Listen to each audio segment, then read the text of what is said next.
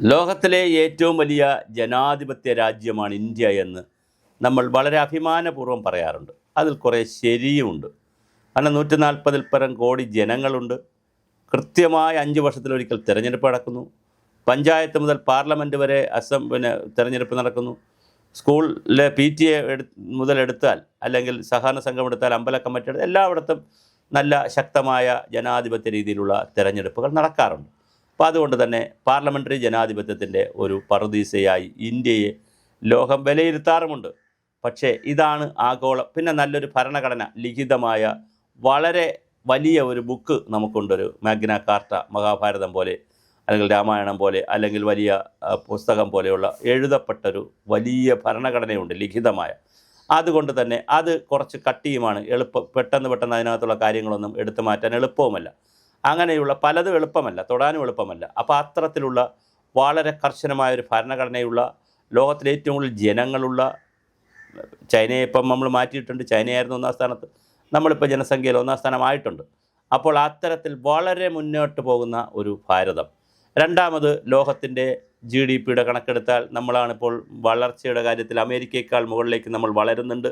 7.4% കൂടുതൽ നമ്മൾ പോകുന്നുണ്ട്. ചൈനയേക്കാൾ GDP നമ്മൾ വളർന്നു. അപ്പോൾ ഇനിയിപ്പോൾ അത് GDPയിൽ സ്ഥാനം കണക്കാക്കി വരുമ്പോൾ ഇത് തുടർച്ചയായി നിൽക്കുകയാണെങ്കിൽ നമ്മുടെ സ്ഥാനം ചിലപ്പോൾ കുറച്ചുകൂടി മുകളിലിട്ട് പോകാൻ, ഇപ്പോൾ 3-ാം സ്ഥാനമാണ്, ചിലപ്പോൾ അത് 2-ഓ 1-ഓ ഒക്കെ ആകാം. പക്ഷേ അതിന് സമയമെടുക്കും. അങ്ങനെ എന്തായാലും അത്തരത്തിലുള്ള കാര്യങ്ങൾ, ശാസ്ത്ര സാങ്കേതിക വിദ്യയുടെ കാര്യങ്ങൾ, അയൽ രാജ്യങ്ങളുമായുള്ള യുദ്ധമോ ഭീകരവാദമോ വന്നാൽ അതിലൊക്കെ നമ്മൾ ഇടപെടൽ, ഇതൊക്കെ നമ്മൾ കുറച്ച് അപ്പർ ഹാൻഡ് നമുക്ക് കിട്ടിയിട്ടുണ്ട്. പക്ഷേ അതെല്ലാം പറയുമ്പോഴും അകത്തേക്ക് നമ്മൾ ചിന്തിച്ചാൽ എത്ര ജാതികൾ, എത്ര മതങ്ങൾ, എത്ര വർഗങ്ങൾ, ഉപജാതികൾ, കന്യാകുമാരി മുതൽ കാശ്മീർ വരെ നോക്കുമ്പോൾ ഇന്ത്യൻ രാഷ്ട്രീയത്തെ നിയന്ത്രിക്കുന്നത് എന്നും ജാതി തന്നെയാണ്, എന്നും മതം തന്നെയാണ്. കേരളത്തിലത് SNDP ഈഴവരുടെയും നായർമാരുടെയും മുസ്ലിങ്ങളുടെയും ക്രിസ്ത്യാനികളുടെയും രൂപത്തിലാണെങ്കിൽ, കാരണം ബാക്കിയുള്ളവർ കുറവാണല്ലോ, നിർണായകമല്ലല്ലോ. അതുകൊണ്ടാണ് അവരുമൊക്കെ ജാതി കളിക്കും, ജാതി രാഷ്ട്രീയം കളിക്കും. പക്ഷേ അവരുടെ എണ്ണം കുറവാണ് കേരളത്തിൽ. അതുകൊണ്ടാണ് ഞാൻ അങ്ങനെ പറഞ്ഞു. പക്ഷേ വടക്കോട്ട് പോയി കഴിഞ്ഞാൽ വളരെ കൃത്യമായി ജാതി രാഷ്ട്രീയമാണ് ഇന്ത്യയിൽ നടക്കുന്നത്, മതരാഷ്ട്രീയമാണ്.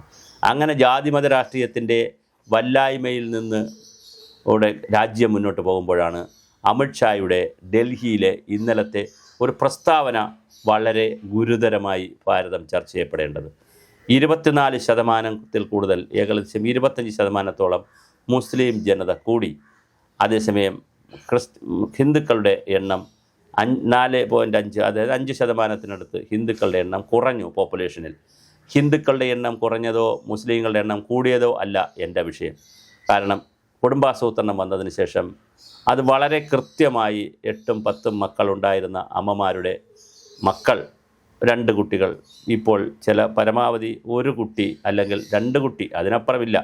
അത് പെൺകുട്ടികളായാലും ആൺകുട്ടികളായാലും 2 കുട്ടികൾക്കപ്പുറം വേണ്ട എന്നുള്ളതാണ് പുതിയ ആളുകൾ തീരുമാനിക്കുന്നത്. പ്രത്യേകിച്ച് ലിവിങ് ടുഗദറിൻ്റെയൊക്കെ കാലമാണ്. അപ്പോൾ അതുകൊണ്ട് കുട്ടികൾ വേണ്ട എന്ന് തീരുമാനിക്കുന്നവരും ഒരുപാട് ആളുകളുണ്ട്. അപ്പോൾ കല്യാണം വേണ്ട തീരുമാനിക്കുന്നവരുണ്ട്, കുട്ടികൾ വേണ്ട തീരുമാനിക്കുന്നവരുണ്ട്, 1 കുട്ടി മതി എന്ന് തീരുമാനിക്കുന്നവരുണ്ട്, പരമാവധി പോയാൽ 2 കുട്ടി. പക്ഷേ ഈ തിയറികളെല്ലാം ഏറ്റവും കൂടുതൽ ആപ്ലിക്കബിൾ ആയിട്ടുള്ളത് ഹിന്ദു സമൂഹത്തിലാണ്.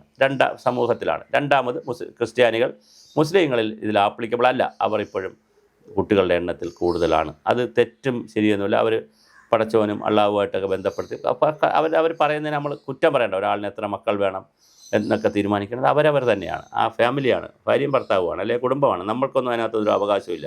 അത് തീരുമാനിച്ചോട്ടെ, നടക്കട്ടെ. പക്ഷേ ഈ പറഞ്ഞിരിക്കുക അതിനകത്ത് നമുക്ക് അഭിപ്രായമില്ല. പക്ഷേ അമിത്ഷാ പറഞ്ഞത്, മറ്റൊരു കാര്യം അമിത്ഷാ പറഞ്ഞിട്ടുണ്ട്, അതൊരു ഗുരുതരമായ പ്രശ്നമാണ്. അതായത് നുഴഞ്ഞുകയറ്റക്കാരുടെ എണ്ണം കൂടി കൊണ്ടാണ് ഇങ്ങനെ ഇത്രയും വന്നിരിക്കുന്നത് എന്ന് പറയുമ്പോൾ അത് മറ്റൊരു തലത്തിലേക്ക് ചർച്ച പോകുന്നുണ്ട്. കാരണം ബംഗ്ലാദേശികളായാലും രോഹിംഗ്യക്കാരായാലും പാകിസ്ഥാൻകാരായാലും അഫ്ഗാനിസ്ഥാൻകാരായാലും ബംഗ്ലാദേശുകാരായാലും ഏത് രാജ്യക്കാരായാലും ഇന്ത്യയാണ് കൂടുതൽ സുരക്ഷിതം എന്ന് മനസ്സിലാക്കുകയും അവർ നുഴഞ്ഞു കയറുന്നത് ഇന്ത്യയെ തകർക്കാൻ മാത്രമല്ല.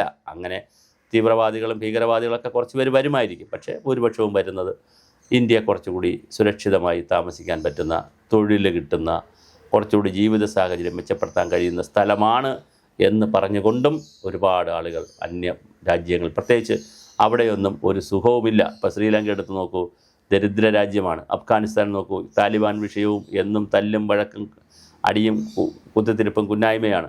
പാകിസ്ഥാനാണെങ്കിൽ സൈന്യമാണ് അവിടെ ഭരിക്കുന്നത്, അവിടുത്തെ ഗവൺമെൻറ്റുകൾക്ക് ഒരു റോളുമില്ല.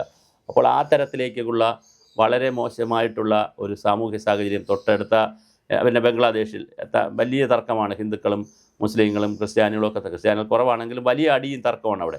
കത്തിക്കലും പള്ളി കത്തിക്കലും അമ്പലം കത്തിക്കലും വേറെ വലിയ പ്രശ്നമാണ്.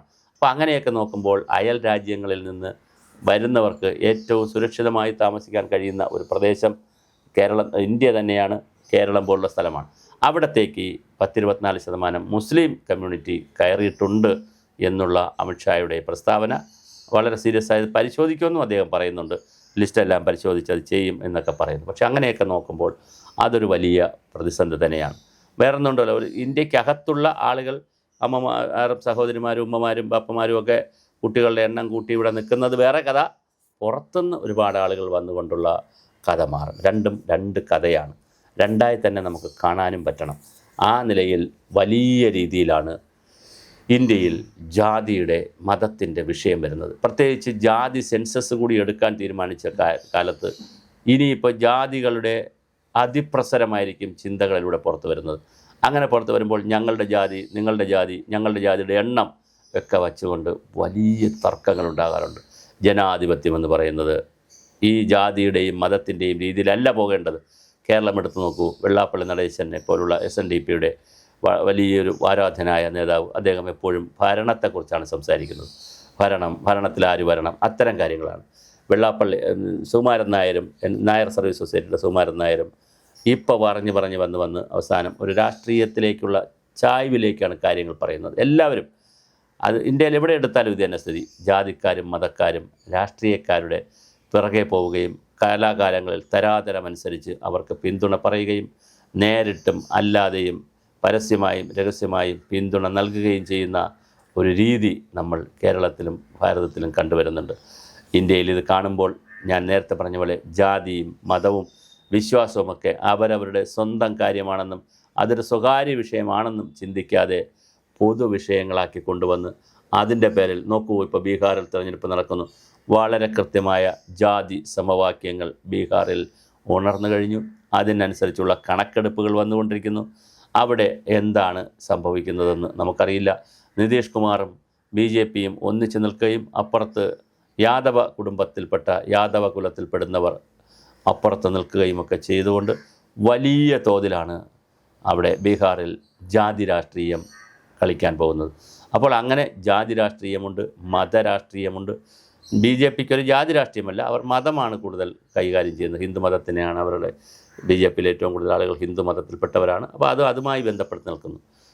ഇങ്ങോട്ട് വരുമ്പോഴാണ് ക്രിസ്തീയ സമുദായത്തിലുള്ളവർ പൊളിറ്റിക്സ് ഉണ്ടാക്കിയിരിക്കുന്നു, മുസ്ലിം സമുദായത്തിലുള്ളവർ രാഷ്ട്രീയ പാർട്ടി ആയിരിക്കുന്നു. അങ്ങനെ രാഷ്ട്രീയ പാർട്ടികളെ തന്നെ ജാതിയുടെയും മതത്തിൻ്റെയും പേരിൽ രാഷ്ട്രീയ പാർട്ടികളും ഉണ്ടാക്കി രാജ്യത്ത് വലിയ മാറ്റമാണ് കാണിക്കാൻ ശ്രമിക്കുന്നത്. അവിടെ എല്ലാം മനസ്സിലാക്കേണ്ടത് ഇന്ത്യ എന്നത് ഒരു മതേതര ജനാധിപത്യ സോഷ്യലിസ്റ്റ് രാജ്യമാണെന്ന് ഭരണഘടനയിൽ വലിയ ഡെക്കറേഷനിൽ എഴുതി വെച്ചതുകൊണ്ട് ഒന്നുമില്ല. പുറത്ത് നല്ല ഷർട്ടും നല്ല ബനിയനും ടീഷർട്ടും വളരെ കളർഫുള്ളായിട്ടുള്ള രീതിയിൽ ഉടുത്തൊരുങ്ങി ബ്യൂട്ടി പാർലറിൽ നിന്ന് നല്ല രസകരമായിട്ട് എല്ലാ ആടയാഭരണങ്ങളൊക്കെ അണിയാതെയും പല സിമ്പിൾസിറ്റി ഉള്ളവർക്ക് ഇപ്പോൾ അത് അണിയണമെന്നില്ല.